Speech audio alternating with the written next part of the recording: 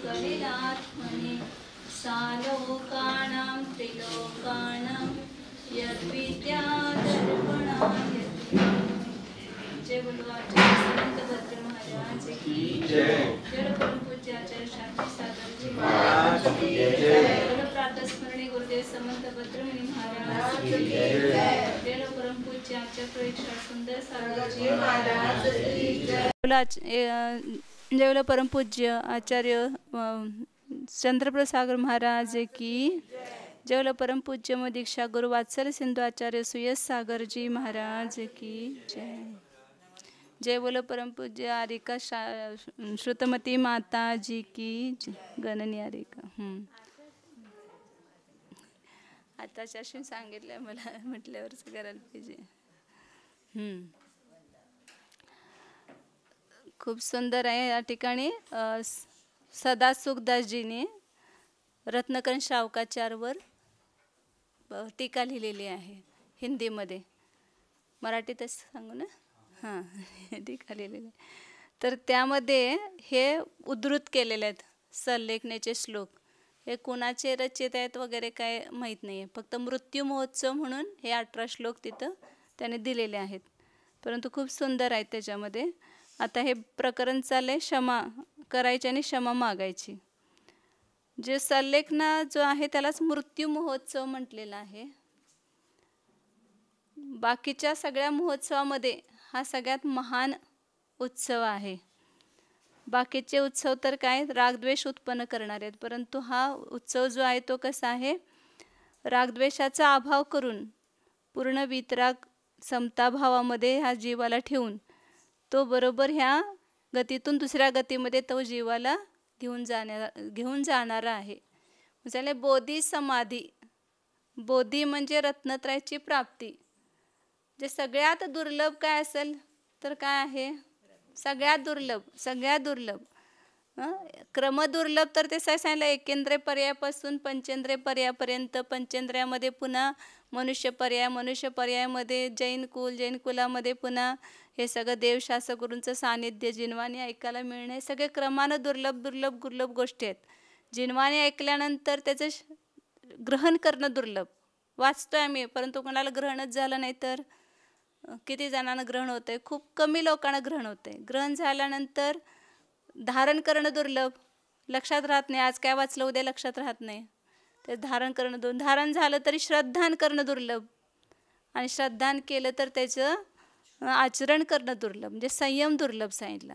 आणि ह्या संयमामध्ये सुद्धा विषयापासून व्यावृत्ती होणं दुर्लभ।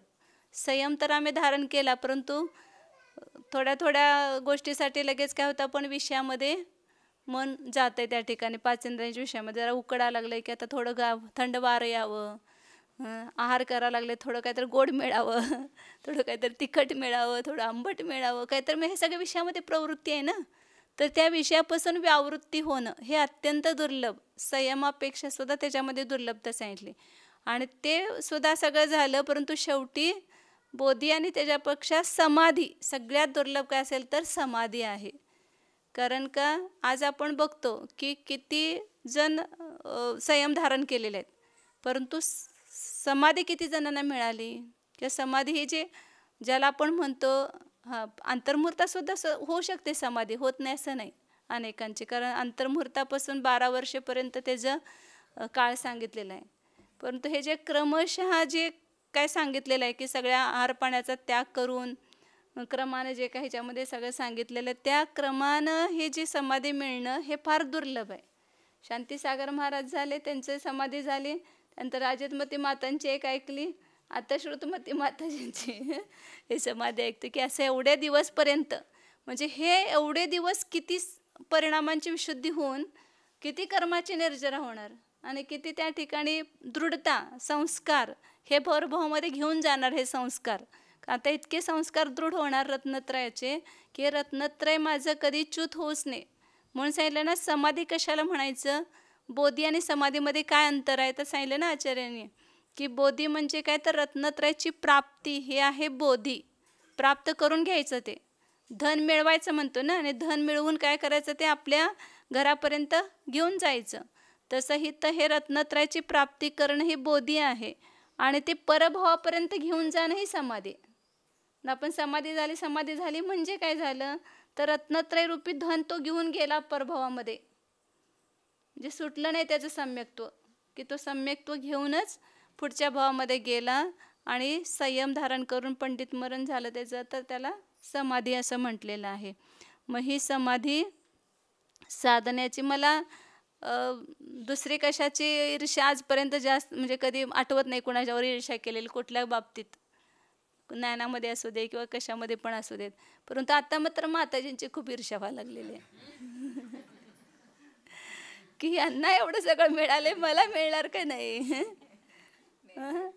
मला असं मिळावं ह्यांच्यासारखं. ही जे शेवटी जे मिळणं ही साधना करण्यासाठी ही संधी ही खूप कमी मिळते, आणि अशी संधी ही माताजींना मिळालेली आहे. तशी संधी आम्हाला पण मिळू दे म्हणून तुमच्या समाधीची आम्ही काय करणार, अनुमोदना आहे.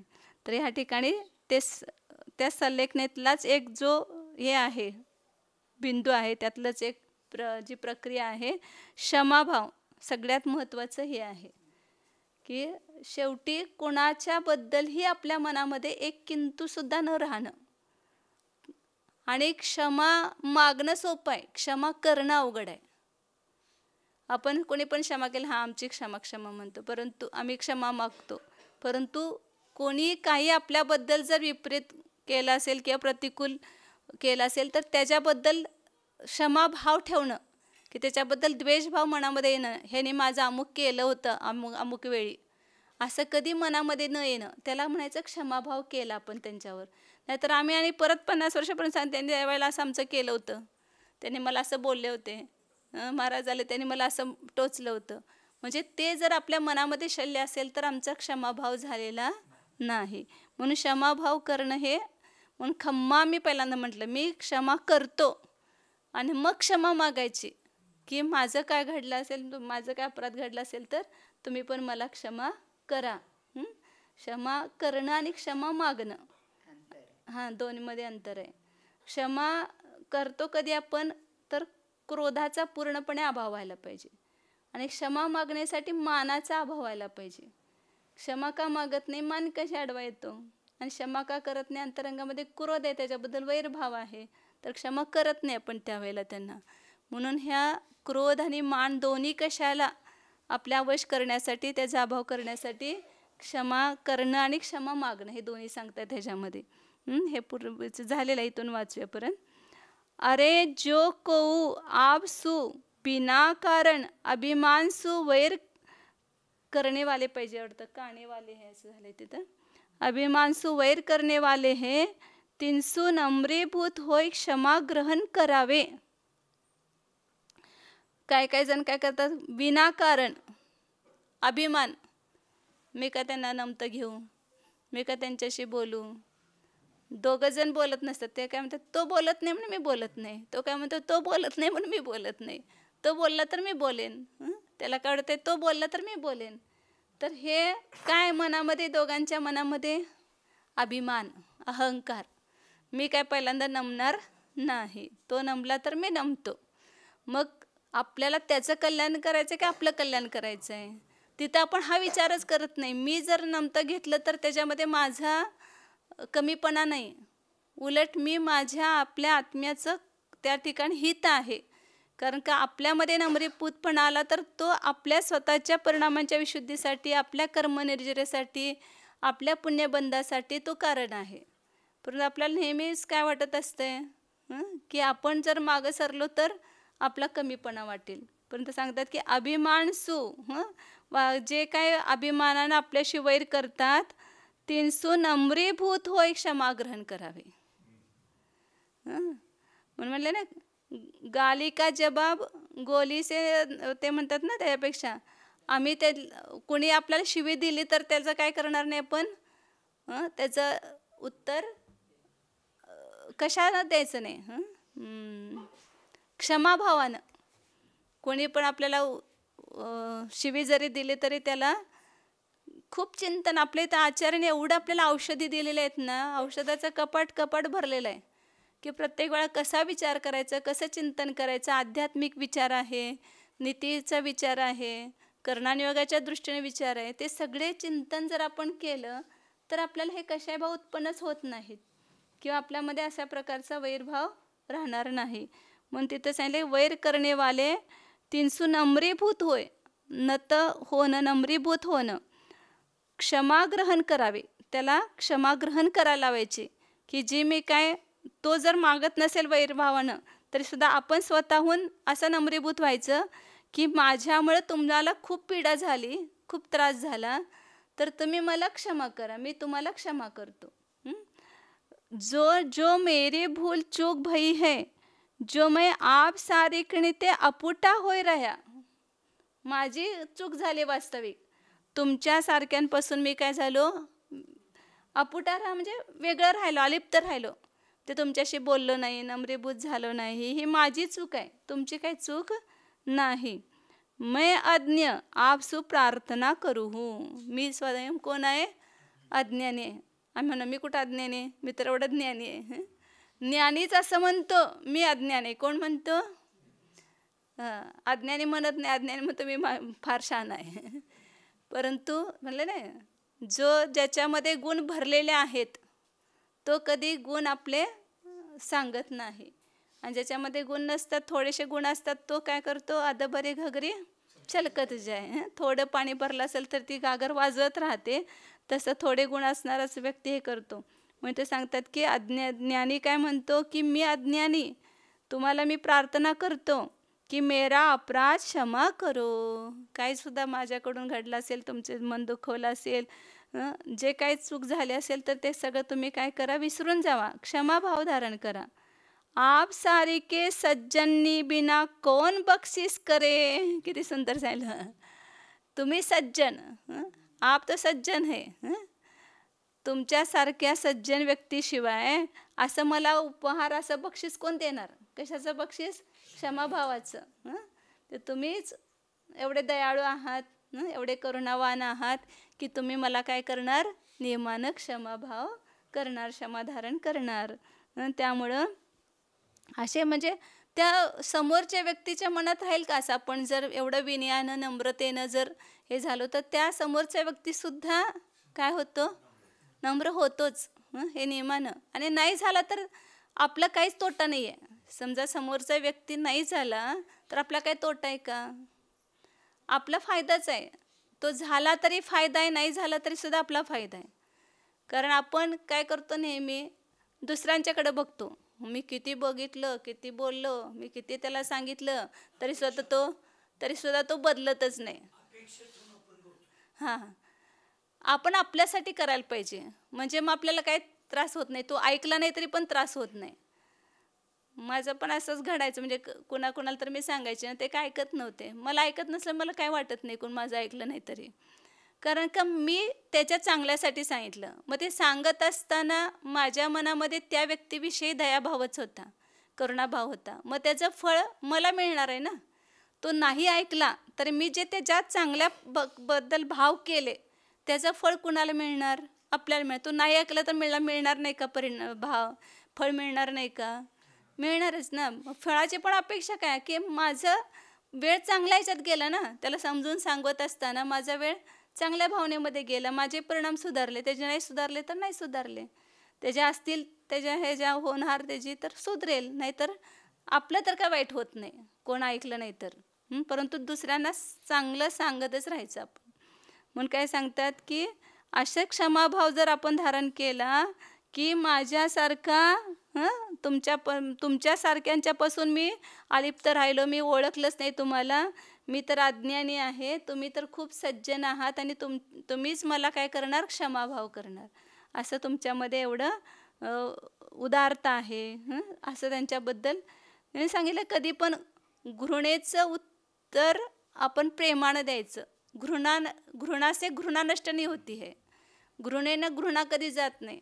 समोरचा व्यक्ती जर घृणा करत असेल तर आपण जर त्याला प्रेमाची वागणूक दिली तर आपोआपच त्याचं मन बदलतं. बदललं तर त्याच्यानंच बदलणार.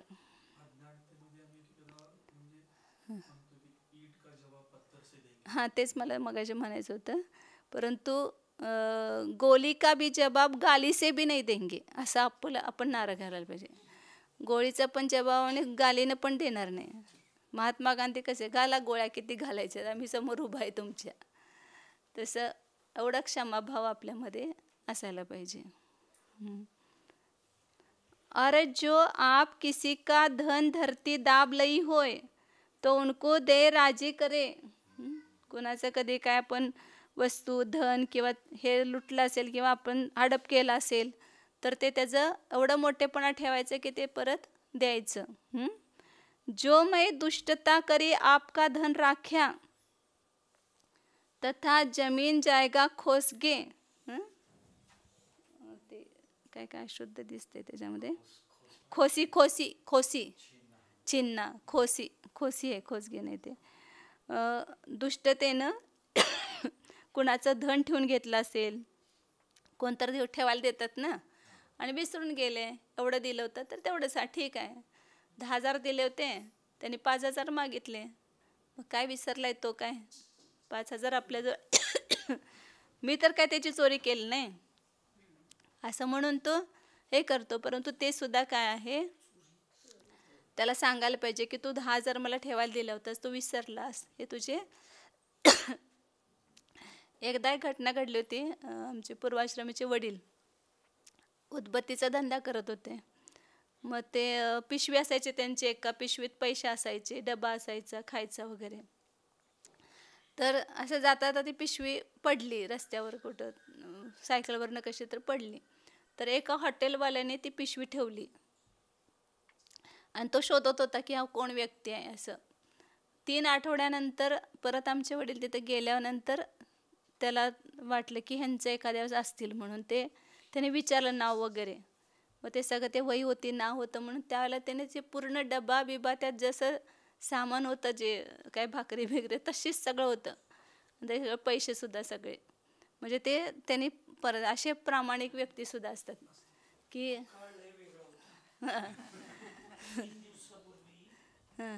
10.5 तोळं सोनं असणारी पिशवी रिक्षात विसरून परिवार गेला. ते मुंबईसारखे शिकले. तर त्या माणसानं त्या रिक्षावाल्यानं ते पोलीस स्टेशनला नेऊन. हो तेच की, असे प्रामाणिक व्यक्ती पण असतात. बरं आहे की, त्याला घेता आलं नसतं का आणि कुणालाच कळालं पण नसतं. परंतु स्वतःला प्रामाणिक राहायचं ज्याला, तो असं काही करत नाही ना, हडप करत नाही.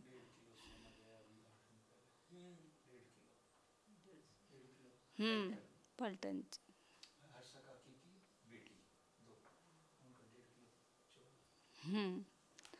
तथा जमीन जाएगा खोसी सो अब ये आपकी ग्रहण करो. मैं पापी हूँ, दुष्टता करी, छल करी, लोभ करी, अंध भया, दुराचार किया. अब मैं अंतरंग में पश्चाताप करू हूँ. आपको बडा दुःख उपजाया. तुमचं धन लुटल्यामुळं किंवा तुमचं हे घेतल्यामुळं किती काय काय अनेक पद्धतीनं असते संसारामध्ये. मोहामुळं काय पण जीव करत असतो. तर आपण अशा कोणत्याही प्रकाराने जर दुसऱ्याचं मन दुखवलं असेल किंवा असं त्याचं हे केलं असेल, हडप केलं असेल, तर ते सगळं असं पश्चाताप करायला पाहिजे. आणि एवढंच नाही की बाकीचं सुद्धा कोणते अनेक प्रकार असतात ना. जसं शांतीसागर महाराज, ज्या वेळेला त्यांनी संलेखना घेतली त्याला मनातलं थोडं शल्य होतं, ते त्यावेळेला त्यांनी काढून टाकलं. किती मोठेपणा होता त्यांचा त्यावेळेला, की जे धवला ग्रंथामध्ये जे 93 नंबरचं सूत्र होतं की म्हणजे स्त्रीवेदामध्ये म्हणजे महिलांना नवगुणस्थान, महिला म्हणजे तिथं स्त्रीवेद आहे, संयत असंयत पद नाही, संयत पद काढून टाकलं होतं त्याच्यातलं. जे असंयत तर होतंच, असंयत, संयतासंयत, संयत असं असतंय ना. मग ते महिलांना संयत येतपर्यंतच आहे, मग संयत पद कुठं असते त्यांना, म्हणून त्यांनी संयत पद काढून टाकलं होतं काही पंडितांनी, विद्वानांनी असं केलं. मग ते आचार्य पण त्याला ते नीट असं समजलं नसेल, मग ते म्हणतात म्हणून त्यांनी हे केलं, त्यांचं पोषण केलं.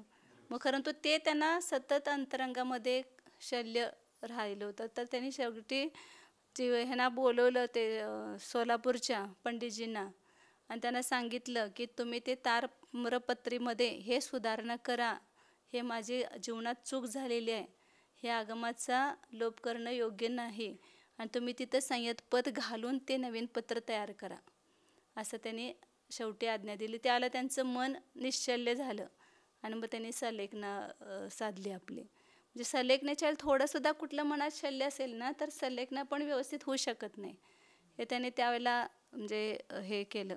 ह्यासुद्धा त्यांचा मनाचा किती मोठेपणा होता. नाही तर आता काय झालेल्या गोष्टी होऊन गेल्या, परत कशाला काढायचं असं हे केलं नाही त्याने. आपलं मन पूर्ण साफ करून गेले आणि त्याच्याबद्दल हां घेतलं असतं. परंतु ती पुढं आगमाची परंपरा ती चुकीची होणार हे त्यांना ते शल्य अंतरंगामध्ये सारखं होत होतं. तर त्यांनी स्वतःची चूक कबूल केली त्या पंडितजींना बोलून की मी जीवनात ही एक चूक झाली माझ्यातून, तर ती चूक तुम्ही सुधारा तेवढी. आणि आता मी गेलो होतो फलटणमध्ये, ते बघितलं त्यांनी स्वतंत्र नवीन पत्र तयार केले आणि ते घातले त्याच्यामध्ये ते पद बरोबर. म्हणजे हे असं कुठलं पण काय कार्य झालं असेल चुकीचं तर ते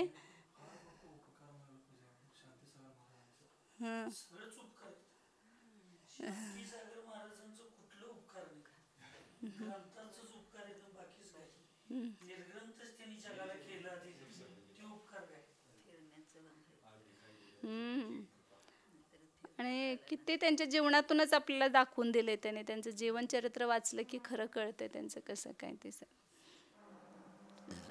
अब मैं अंतरंग में पश्चाताप करूँ हूँ, आपको बड़ा दुख उपजाया. अब जो अपराध किया सो तो को प्रकार उलटा आवे नाही. आता मी केलं ते तर का परत येणार आहे का? अब मैं कहा करू, आप माफ करो. आता मी काय करणार, त्याचं झालं ते चूक आहे, त्याला काहीच करू शकत नाही. फक्त आता त्याच्यावर उपाय काय आहे, औषध काय आहे? क्षमाभाव. तुम्ही मला क्षमा करा, मी तुम्हाला क्षमा मागतो. सगळ्यात मोठं औषध आहे क्षमाभाव. इत्यादी सरळ भावनी ते क्षमा ग्रहण करावे. सरळ भाव, एवढं सरळ भाव असायला पाहिजेत की त्याच्यामुळं त्याच्या मनातसुद्धा काय होणार, समोरच्याच्या मनातसुद्धा क्षमाभाव आपोआपच येणार. अर जे अपने कुटुंब मित्राधिक स्नेहवान होय तिनसु कहे, तुम हमारे संबंधी स्नेही हो परंतु तुम्हारे हमारे इस पर्याय का संबंध है. सो थे तुम इस देह का उपजावने वाला माता पिता हो. प्रवचन सारमध्ये जसं सांगितलं ना त्याचंच हे केलेलं आहे त्याने की आपल्या सगळ्या कुटुंबात म्हणजे जे आता हे बाहेरच्या व्यक्तींमध्ये काय तर वैरभाव वगैरे असेल तर तो क्षमाभाव धारण करायचा. आता कुटुंबांच्या विषयी जो स्नेहभाव आहे तो सुद्धा सोडायचा. ते सांगितलं ना स्नेहम वैरम संगम, हे सगळ्याचाच त्याग करायचं सांगितलं. तर त्यांचा सुद्धा स्नेह कसा सोडायचा ते सांगतात इथं. वैर सुटणं अजून सोपं आहे, स्नेह सुटणं सोपं नाही, अवघड आहे. तर ते सांगतात की आपले कुटुंब मित्राधिक स्नेहवान होय तिनसु कहे, तुम हमारे संबंधी स्नेही हो परंतु तुम्हारे हमारे इस पर्याय का संबंध आहे. तुमचा आमचा काय संबंध, फक्त ह्या पर्यायपुरता संबंध आला होता की जे माता पिता ते आहे ते कोण आहे, ते आपले ह्या शरीराला उत्पन्न करणारे. मग तिथं प्रवचन सारमध्ये त्यांनी सांगितलं ना की ह्या शरीराला उत्पन्न करणारे माता पिता, तुमचा माझा कोणताही संबंध नाही. विचार केला पण तत्व विचार केला तर त्यांचा आणि आपला काय संबंध आहे. त्याने आपल्या रागभावामुळं विषय सेवन केलं, त्याच्यामुळं ते हे झालं, त्यामुळे शरीराची उत्पत्ती झाली. परंतु तो जीव जो आहे तो स्वतंत्रच आहे ना, तो दुसऱ्या भावातून आला तिथं आणि त्याने तिथं ते शरीर धारण केलं, ती योनी होती. परंतु आपण त्याच्यामध्ये काय करतो, एकत्व करतो, ममत्व करतो. देह का उपजावने वाला माता पिता हो, इस देह ते उपजे पुत्र पुत्री हो. पुत्र पुत्रींचा काय संबंध आहे, ह्या शरीरापासून त्यांचं शरीर उत्पन्न झालेलं आहे. तसं वास्तविक बघायला गेलं तर काहीच संबंध नाही आहे. प्रत्येक जीव आपापलं कर्म घेऊन आलेला आहे. आपण त्यांना उत्पन्न केलं का, उत्पन्न करण्याची आपल्यामध्ये शक्ती आहे का. त्यांचं तसं नामकर्म त्यांनी बांधलेलं की अमक्या योनीमध्ये जाऊन मी उत्पन्न होणार, त्या मनुष्यगती नामकर्माचा त्यांनी बंद केलेला आणि तो जीव तिथनं ते सोडून इथं आला. एकतर पूर्वीचा आपण राग असेल नाहीतर द्वेष असेल, दोनपैकी काहीतरी फेडायसाठी येतो ना. अमुकच व्यक्तींचा आपला संबंध का झाला कुटुंबामध्ये, दुसऱ्यांचा का झाला नाही, तर त्या जीवांशी आपण काहीतरी पूर्वी बांधलेलं आहे. तसं एक तर राग बांधला आहे किंवा द्वेष बांधला आहे. दोनपैकी काहीतरी एक तिथं असतेच आपलं. आणि तो राग फेडण्यासाठी इथं तो राग पुरा करण्यासाठी येतो, नाहीतर वैर बांधला असेल तर वैर फेडण्यासाठी इथं येतो. हे दोनच प्रकार दिसतात आपल्याला. म्हणून सांगितलं की आता वास्तविक तुम्ही कोण आहात? ह्या शरीरापासून उत्पन्न झालेले पुत्रपुत्री आहात. इस देह के रमावने वाली स्त्री हो. स्त्रीचा काय संबंध आहे? स्त्री कोण आहे? ही शरीराला रमवणारी आहे. त्या स्त्रीचा शरीराशी संबंध आहे, आपल्या आत्म्याशी काही संबंध आहे का? समजा त्या स्त्रीचा पण काहीतरी समजा स्वार्थ साधला नाही, ते आपले राहते का? लगेच घटस्फोट द्यायला पण तयार. कुणाची थोडीसा स्वार्थाला धक्का लागला की कोण कोणाचं असते ते लगेच कळते. हां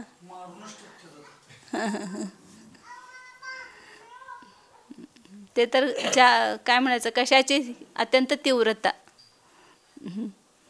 तीव्र कशावश जीव असं करतो. इस देह के रमावने वाली स्त्री हो, इस देह के कुल के संबंधी बंधुजन हो.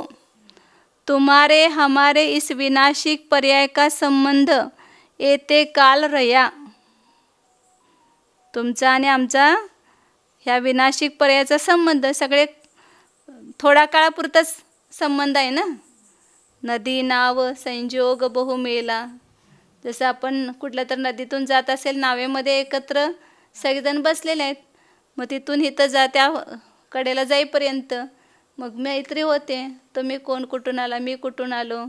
रेल्वेमध्ये जातो ना प्रवास करत असताना, कोण कोण एक एक स्टेशनवर चढतात, आपल्या सीटच्या जवळ येऊन बसलं की आपण काय करतो, त्यांचं ओळख करून घेतो.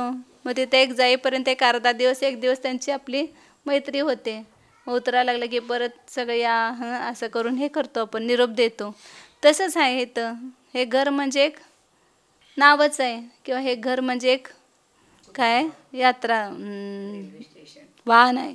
त्यात आपण बसलो आहे सगळे, आणि आपापल्या स्टेशनवर सगळे चढतात आणि पुन्हा आपलं आपलं स्टेशन आलं की उतरून जातात. तसं ज्यांचे ज्यांचे ज्या ज्या वेळेला जन्म व्हायचा आहे ते सगळे येतात ह्या घरामध्ये. पहिल्यांदा आजी आजी आले, मग आई वडील आले, मग आपण आलो, आणि आपापल्या वेळेला निघून जातो. म्हणून ह्या सगळा संबंध विचार केला तर वास्तविक कुणाचा काहीही संबंध नाही जगामध्ये. म्हणजे निश्चयानं कोणत्याही प्रकारचा संबंध नाही. हा सगळा जो आहे तो का आहे कर्माचा उदय आहे, आणि त्या कर्माच्या उदयाने आपण सगळे एकत्र आलेलो आहोत.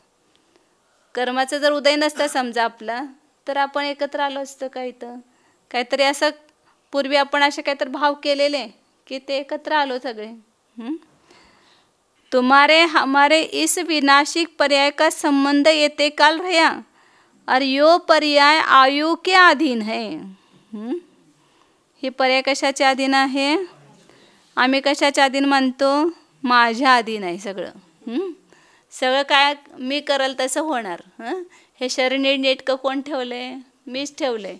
मी सगळं व्यायाम करतो, सगळं काय डाईट काय म्हणतात त्याला, डाईट करतो, म्हणून सगळं व्यवस्थित आहे. व्यायाम करणारे नाही आयुष्य वाढवू शकतात का? योगा केला म्हणून आमचं सगळं व्यवस्थित आहे. हे सगळं कुणाच्या अधीन आहे? हां हां हां अकाली मरण वाचवायचं म्हणजे काय, आपण ते भावच केले नाही तर अकाल मरणच होणार नाही ना. म्हणजे आपण असे कोणते पण ह्याचे, किंवा आता समजा रोग वगैरे झाला तर अकाल मरण कसं वाचवणार आपण?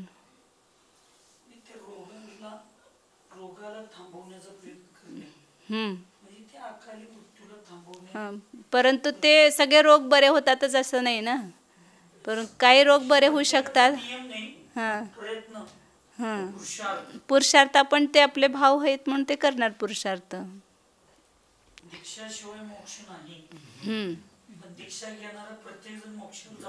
असं काय नाही. हे बाह्य उपचार थोडं अकाली मरणाला निमित्त होऊ शकतं ते. वाचवायला निमित्त आहे. तर सगळेच बाह्य उपचार करणारे अकाली मरण सुद्धा असं नाही. बरं. पण बहुतेकचा प्रमाण प्रयत्न तो करणार, परंतु राहणं न राहणं आपल्या हातात नाही आहे त्यात. प्रयत्न तुम्हारे हमारा ना इस विनाश पर्याय, हे पर्याय विनाशिक आहे हेच विसरून जातो आपण पहिल्यांदा सगळ्यात. हे पर्याय अध्रुव आहे. आता ह्यांचं झालं मग आपलं होणार आहे विसरून जातो ना. हे आपली त्यांच्या संकट असणारे गेले. अचानक महाराज पहिलं तर त्यानंतर आलाच होता आपण लगेच त्या माताची गेल्या, आणि ह्यांचं पण असंच अचानक झालं एकदम. म्हणजे तरी पण 3-4 दिवस होत्या, खरं असं होईल असं वाटलं नव्हतं शेवट असे होईल असं. पण म्हणजे तेच की होईल असं वाटलं नव्हतं, म्हणजे याचाच अर्थ काय आपल्याला पर्याय क्षणिक आहे हे लक्षातच राहत नाही ना. पर्याय टिकणारच आहे असं म्हणून आपण सगळं चालत असतो. परंतु कोणत्या क्षणाला तो हे होणार. खरं त्यांनी शेवटपर्यंत त्यांनी सुद्धा खूप चांगलं साधलं. शेवटपर्यंत तोंडात ना हा शब्द नाही की मला काय त्रास होतोय. खूप त्रास होत होता. खूप त्यांना ते श्वास घ्यायला येत नव्हता आणि हे होत होतं. परंतु शेवटपर्यंत मला काय होतंय हे भानगडच नाही अजिबात. तेच की शेवट पण म्हटलं नाही, त्रास होताच होता म्हटलं नाही. आम्हाला पहिलं वाटलं की ह्यानं त्रासच होत नाही असं वाटत होतं. परंतु त्याला त्रास होताना सुद्धा मला काय होतंय सारखं, माताजी काय चाललं आहे काय नाही, मी ज्ञानमय आहे बस, मी ध्रुव आहे, मी बस सारखं त्यांचं अंतरंगामध्ये हेच चिंतन असायचं. असं बसलं की खाली आपलं वाकून स्वतःमध्येच राहायचं सारखं सारखं. खूप छान साधलं त्यांनी पण शेवटी. खरं सगळं साधलं तेवढं 3 दिवसात, पण सगळं यमसलेखना सगळं त्याग वगैरे देऊन सगळं झालं त्यांचं सगळं. आचार्य असलं की पटपट पटपट पटपट सगळं निर्णय घेतात. पटपट निर्णय घेऊन लगेच हे करतात.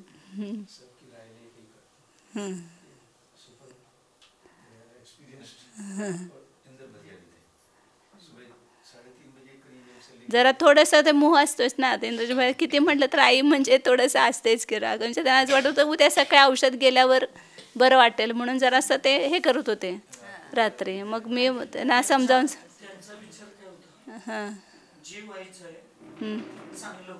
तेच की चांगल्यासाठीच की एकदम निर्णय घेतला आणि समजा जरा व्यवस्थित झालं. हां असं त्यांना थोडं वाटत होतं. मग रात्री मी 11 वाजता समजून सांगितलं आता तुम्ही हे करू नका, आशा ठेवू नका, आता त्यांचं साधूया आपण शेवटी.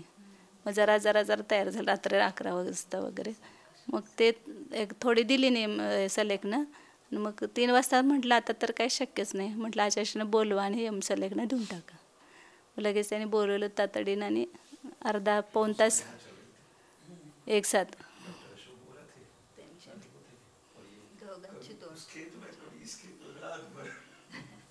म्हणून तर सांगितलं ना एका वेळेला एकच सलेखना घ्यायची असते, त्यासाठीच सांगितलं. ह्यांच्या सलेखना दिली म्हणजे असं होईल असं वाटत नव्हतं ना. त्यांचं होणार हे नक्की होतं. ते आले होते त्यांचं.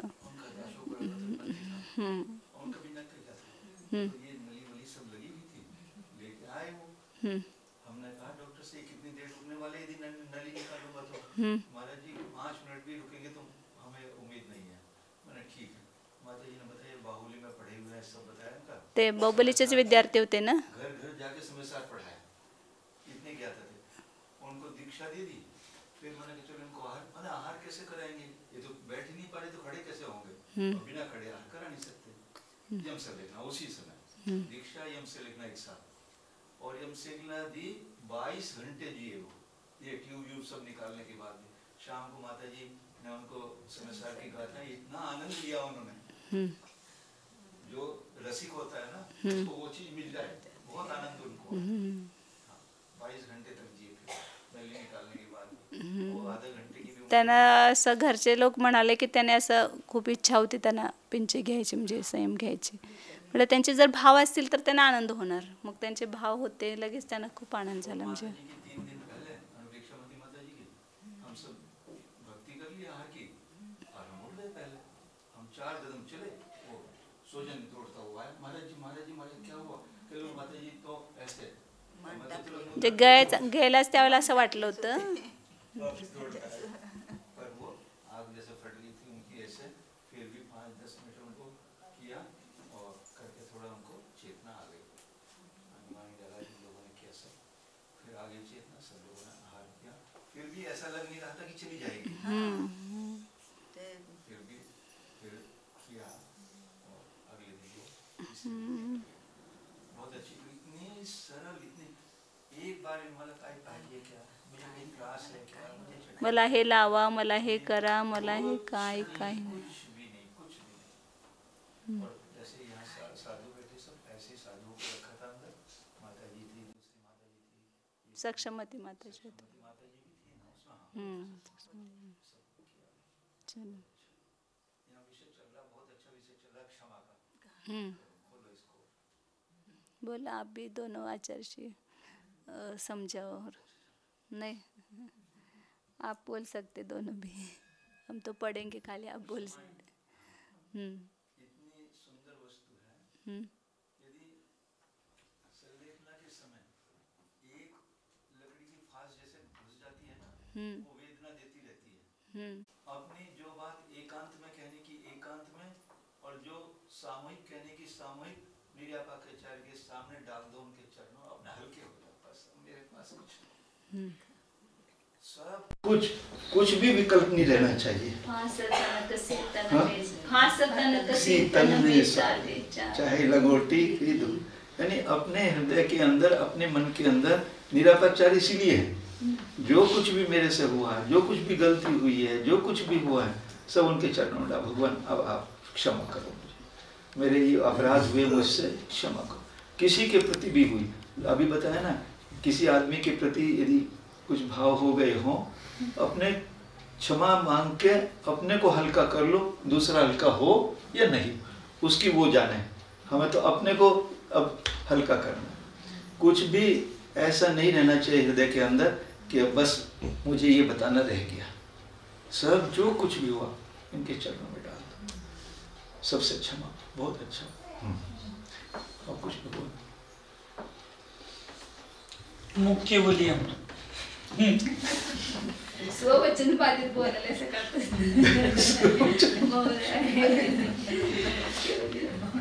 तुम्हारे हमारे इस विनाशिक पर्याय का संबंध येते काल रहा. अरे यो पर्याय आयु के अधीन है, अब अवश्य विनशेगा. अब विनाशिक शेवटी पण असं कितकं छान आपल्याला वाटतं की कधी आपल्याला वाटतं की आताच जाणार नाही. ते जेवढे आयुष्य निश्चित आहेत तेवढे पूर्ण फिरल्याशिवाय ते संपत नाही. आता आम्ही सोनार सागर महाराज त्या दिवशी हे झालं, आता संध्याकाळपर्यंत काय राहत नाही. 3 दिवस गेले त्याच्या पुढे, ते म्हणजे 2 रात्र आणि 1 दिवस, आणि दुसऱ्या दिवशी चल रहा था ये. शाम को 7:30 बजे. हाँ, शाम को नहीं 10 बजे रात को हुआ था. नहीं, 7:30 बजे. अभी तक मैं उनके पास सुबह से बैठा था, आके लेके आया था. बस बैठा तो उनकी नब्ज वगैरह सब मेरा बराबर चल रही थी. 7:30 बजे उनकी नब्ज टूटने लगी. ये देखी मैंने, ये टूट रही थी. तो मैंने सबको तुरंत बुलाया. संघ को ये गई थी, मैंने कहा आपको 1-1, 2-2 करके बुलाऊंगा. तुरंत सारे संघ को बुलाया, देखा ये नब्ज टूट रही है. अब यहाँ पर यहाँ देखा ये बराबर चल रही है बढ़िया, और ये वाली बढ़िया चल रही थी. मैंने कहा अभी टाइम है. डॉक्टरों को सबको बुला लिया था. बस धीरे धीरे करके सब जो बाहर बैठे थे उनको भी अंदर कर लिया कि अभी तक तो बहुत डाटा मैंने, बाहर जाओ. सबको बुलाया और सबने पाठ वगैरह शुरू किया नमोकार मंदिर का. और 2-2.5 घंटे वो सब त्याला पण असं वाटत होतं की अर्धा तासापर्यंत जास्त राहणार नाही, 2.5 तासपर्यंत ते ठोका चालू होता. म्हणजे जोपर्यंत शेवटीच आयुचा निषेध करणार नाही तोपर्यंत ते चालूच राहणार. एक निषेध उन्होंने जिया अपना. बहुत अच्छा हुआ. ते सांगतात की आयु के अधीन है, अब अवश्य विनशेगा. अब विनाशिक ते स्नेह करणं वृत्त आहे. कशाशी स्नेह करतो आपण? विनाशिक, जे पर्याय नष्ट होणारी आहे नियमानं, त्या जे पर्याय नियमानं नष्ट होणार आहे. प्रेम आपलं ध्रुवावर आहे की अध्रुवावर आहे? कोणावर करतो प्रेम? ध्रुवावर प्रेमच करत नाही, सगळं अध्रुवावरच, ह्या विनाशिक शरीरावरच प्रेम आहे आपलं. पण शरीरात जरा काय व्हायला लागलं की लगेच घाबरतो. खरं वास्तविक घाबरायचं काय कारणच नाही ना. शरीरामध्ये वेदना झाल्या तर जास्तीत जास्त काय होणार, पीडा होणार. त्याच्यानंतर जास्तीत जास्त काय होणार, हे शरीरापासून आत्मा भिन्न होणार आहे. परंतु आपण इतकं घाबरतो की आता मला असं व्हायला लागलं म्हणजे माझं काय होणार. तर ते सांगतात की ह्या विनाशी शरीर आहे हे नियमानं नष्ट होणार आहे. आणि या विनाशिकावर काय प्रेम करायचं. चांगलं चांगलं खायला कुणाला पाहिजे, शरीरालाच घालतो ना शेवटी. पाहिजे म्हणतोय जीव, जीभ मागते आणि हात येतोय सगळं. आणि ते जाते कुणाला, कुणाच्या घरात जाते, सगळं घराच्याच वाटेल जाते ना. आपल्या वाटेल काय येते का, आपल्या वाटेल त्यातलं एक कण सुद्धा येत नाही. अफापाचा माल गप्पाला. तसंच होते सगळं म्हणजे मोह कर. उलट आपलं त्या तिथं अहित करून घेतो जीव आणि कुणाचं हित करतो, शरीराचं. त्या विषयावर प्रेम करतो आणि चांगलं खायला पाहिजे, हे पाहिजे ते पाहिजे म्हणून तिथं राग केला, आसक्ती केली. आपल्या संयमापासून च्युत झाला, म्हणजे संयम पण गेला त्या ठिकाणी. आणि म्हणजे स्वतःच अहितच झालं ना. आणि जे दिलं आपण चांगलं चांगलं ते गेलं कोणाला, ते दुसऱ्यालाच गेलं. रात्रंदिवस कष्ट करून इन्शुरन्स काढायचं आपल्या नागपूर आणि मेल्यावर द्यायचं पोरांना. तशी परिस्थिती आहे. बरोबर. असं तुम्ही जर बोला म्हणजे चांगलं वाटतं. असलं असंच बोलायला पाहिजे. इस देह ते स्नेह करो तो यो रहने का नाही. या शरीरावर प्रेम केलं तरी राहणार आहे का, राहणार नाही. यो तो अग्नि आदिक ते भस्म हो समस्त बिखरी जाएगा. प्रत्यक्ष आपण बघतो दुसऱ्यांचं शरीर जाळत असताना, तसं त्याला आपल्याला दिसायला पाहिजे की माझं सुद्धा शरीर असंच जळणार आहे आणि राख होणार आहे. आणि या शरीर आपण प्रेम करतो. याला चांगलं चांगलं लावायला पाहिजे, उठण हे ते तेल अत्तर बित्तर खाऊ चांगलं चांगलं घालायला पाहिजे सगळं. ड्रायफ्रूट्स अमुक तमुक सगळं. इस देह ते स्नेह करो तो यो रहने का नाही. आणि हे तर काय होणार आहे, शेवटी अग्नीमध्ये भस्म होऊन जाणार आहे. और मेरा आत्मा ज्ञान स्वरूप है, अविनाशी है, अखंड है, मेरा निज रूप. हे सगळे शब्द ऐकताना आपल्याला काय लक्षात यायला पाहिजे की हा माझा आत्मा. कुठे आत्मा, कुठे आत्मा. प्रत्येक शरीराच्या तनुमात्र म्हणजे जेवढं शरीर आहे तेवढा आपला हा आत्मा आहे. म्हणजे जे शरीर दिसते तेवढ्या प्रमाण जी ज्ञानरूप वस्तू आहे तो मी आहे. परंतु ती ज्ञानरूप वस्तू आपल्याला ह्या शरीरापासून वेगळी करता येत नाही. येत नाही म्हणजे जाणत नाही आपण त्याला, आहे वेगळी. आता एकत्र आलेले दोन्ही, परंतु त्याला एकत्र आलेलं असं न जाणता जे शरीर आहे तेच मी आहे अशी जी मिथ्या मान्यता आहे, त्यामुळं काय करत नाही, आपल्या स्वतःच्या स्वरूपाला जाणत नाही. अरे मेरा आत्मा ज्ञान स्वरूप आहे, मेरा आत्मा ज्ञान स्वरूप आहे. म्हणजे ह्यातलं जे काय दिसतंय त्यातलं एक सुद्धा कण माझा नाही. जे न दिसणारं ज्ञान स्वरूप वस्तू आहे, दोन वस्तू आहेत एकत्र, परंतु त्या दोन वस्तू एकत्र असताना सुद्धा त्यातलं मी कोण आहे हे ओळखणं आपलं, म्हणजे त्यातलं मीपणाचं भावभासन करणं. अनेक वस्तू एकत्र मिसळलेल्या आहेत, त्यातले आपली वस्तू कोणतीही आपल्याला निवडता आली पाहिजे. आपण जसं बाहेरच्या चिन्हाच्याद्वारे आपण आपल्या वस्तू ओळखतात, तर साडी सगळ्यांच्या वाळत घातलेल्या असतात, सगळ्या माताजींच्या. प्रत्येकजण आपापली साडी बरोबर ओळखते. सगळेजण तुम्ही कसं काय ओळखता, एवढ्या पांढऱ्या साड्या एकत्र असल्यावर कसं ओळखणार. काय तर प्रत्येकाचं चिन्ह आहे ना, त्या चिन्हाच्याद्वारे आपण बरोबर ओळखतो. सारख्या दिसत असल्या सुद्धा ओळखतो. तसं इथं आता ह्या एकत्र आलेल्या वस्तूमध्ये माझी कोणती वस्तू आपल्याला का ओळखता येत नाही, तर त्याचं चिन्ह लक्षात ठेवत नाही आपण. चैतन्य हे चिन्ह आहे, अनंत चैतन्य चिन्ह म्हटलेलं आहे. अनंत चैतन्य हे माझं चिन्ह आहे ओळखण्याचं. मग आपण का वेगळं करू शकत नाही. आपण डोळे लावून बसलो अंतरंगामध्ये, तर जे चैतन्य आहे ते तर दिसणार नाहीच आहे, परंतु जे चैतन्य आहे ते आपल्याला अनुभवात येत आहे. त्या चैतन्यामध्येच तर सगळं काय दिसत आहे आपल्याला. हे तुम्ही सगळे कुठं आहात, तुमच्या जाग्यात, परंतु माझ्या चैतन्यामध्ये आहात. जे माझ्या ज्ञानामध्ये तुमचं सगळ्यांचं ज्ञेयाकार झळकलेला आहे, तो हा सगळ्या पदार्थांचा ज्ञाकार झळकला, ज्यामध्ये ती वस्तू मी आहे ना, ती ज्ञानमय वस्तू मी आहे. तर आपण जर डोळे बंद करून त्याला जाणण्याचा प्रयत्न केला तर आपण आपलं वस्तू ओळखू शकतो, जाणू शकतो आणि त्याच्यामध्ये आपला उपयोग लीन करू शकतो. जर ती वस्तू जाणलीच नाही तर आपण उपयोग कुठं घेऊन जाणार? मग कुठं तर शरीरामध्ये रमवत बसतो. हित आहे आत्मा, हित आहे आत्मा, डोक्यात आहे, हृदयात आहे, नाकात आहे, हितच आहे, असं पूर्ण शरीरामध्ये ही वस्तू आहे. आणि ती कशी आहे? ज्ञानमय आहे. आपला आत्मा ज्ञानस्वरूप आहे, अविनाशी आहे. आणि कसं आहे? अविनाशी, कधीच नष्ट होणार नाही, ध्रुव आहे, शाश्वत आहे, अखंड आहे. अखंड म्हटल्यावर पण अखंडाचं काय भावभाषण करणार आपण तिथल्या ठिकाणी? तर 4 प्रकारांना अखंडता सांगितली: द्रव्य, क्षेत्र, काल आणि भाव. ह्या 4ही अपेक्षेनं आत्मा कसा आहे? अखंड आहे. म्हणजे हे एक द्रव्य आहे, त्या द्रव्यामध्ये खंड नाही, पूर्ण एक जीवद्रव्य आहे. त्या जीवद्रव्यामध्ये खंड नाही. अनेक जीव मिळून एक जीव झालेला नाही आहे. एक अखंड जीवद्रव्य आहे. त्याचे प्रदेश पण कसे आहेत? अखंड.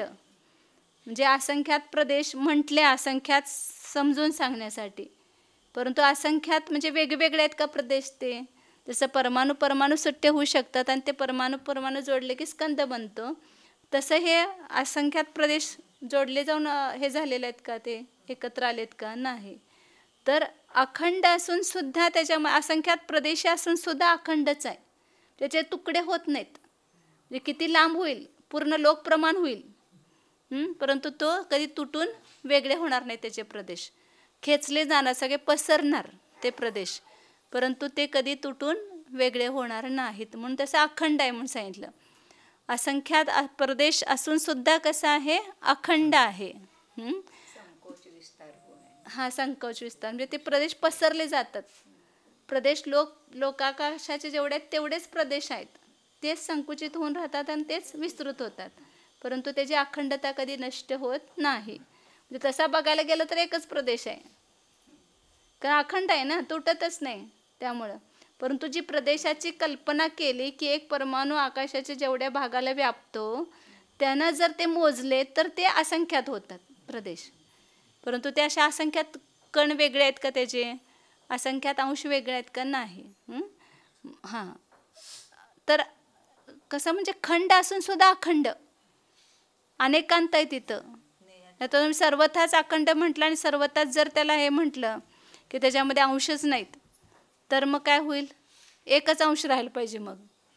तर त्याच्यामध्ये अंशभेद असून सुद्धा तो निरंश आहे, अखंड आहे. ही गोष्ट आपण कोणत्या अपेक्षेने ते लक्षात घ्यायला पाहिजे. तुकडे होत नाहीत, वेगळे होत नाहीत म्हणून ते अखंड आहे, परंतु त्याच्यामध्ये अनेक प्रदेशी म्हणजे असंख्यात प्रदेशी आहे, म्हणून त्याच्यामध्ये अंशभेद पण आहे. कारण इथला प्रदेश हा इथला आहे का? पायाचा जो प्रदेश आहे तो डोक्याचा आहे का? डोक्याचा आहे तो हृदयाचा आहे का? नाही. इथले सगळे प्रदेश वेगळेच आहेत ना. वेगळ्यात मग वेगळं करू शकतो का आपण? तोडू शकतो का? नाही करू शकत. तर ते कसे आहेत? अखंड आहेत. असे म्हणून काय सांगितलं? आत्मा कसा आहे? अखंड आहे, कालाच्या अपेक्षेने अखंड आहे. म्हणजे अनादी काळापासून चालत आलेला आत्ता पण आहे आणि पुढं अनंत काळापर्यंत राहणार आहे. म्हणून काळाच्या अपेक्षेने अखंडता आहे, भावाच्या अपेक्षेने अखंडता आहे. अनंत गुण जे आहेत ते वेगवेगळे, एक एक गुण वेगवेगळं होत नाही, ते सुद्धा सगळे गुण कसे आहेत? अखंड रूपानं आहेत. तर असा अखंड आहे. म्हणजे हे सगळं आपण जर आज जाणलं तर अशी वस्तू, त्या वस्तूमध्ये हे सगळे गुण असं समजून घ्यायचं या ठिकाणी. हे अखंडता कुठं आहे? हे आहेत की नाही अमूर्तिक प्रदेश इथं. मग ती जर आपण जाणलं असं द्रव्य क्षेत्र कालभावानं, तर ही वस्तू मी आहे. मग त्याच्यामध्ये मी चैतन्य स्वरूपी आत्मा आहे याचा अनुभव व्हायला काय अवघड आहे? आपल्या आत्म्याचा अनुभव काय अवघड आहे तिथं? जर आपण ही वस्तू जशी सांगितली त्याच दृष्टीनं आपण आपल्या ज्ञानामध्ये जाणली तर ती आपल्याला जाणीवेत येते ती वस्तू. मेरा निज रूप है, निज स्वभाव का विनाश नाही. काही सगळं नष्ट झालं दुनियातलं तरी आपला स्वभाव कधी नष्ट होणार नाही. आणि दुनियामध्ये पण जेवढ्या वस्तू आहेत त्या सगळ्या अविनाशीच आहेत. कुठली वस्तू, कुठल्याही द्रव्याचा नाश होणार नाही. सगळे द्रव्य अनादि अनंत एक अखंड हे सगळे जे विशेषण आहे ते सगळ्या द्रव्यांनाच लागू होतात.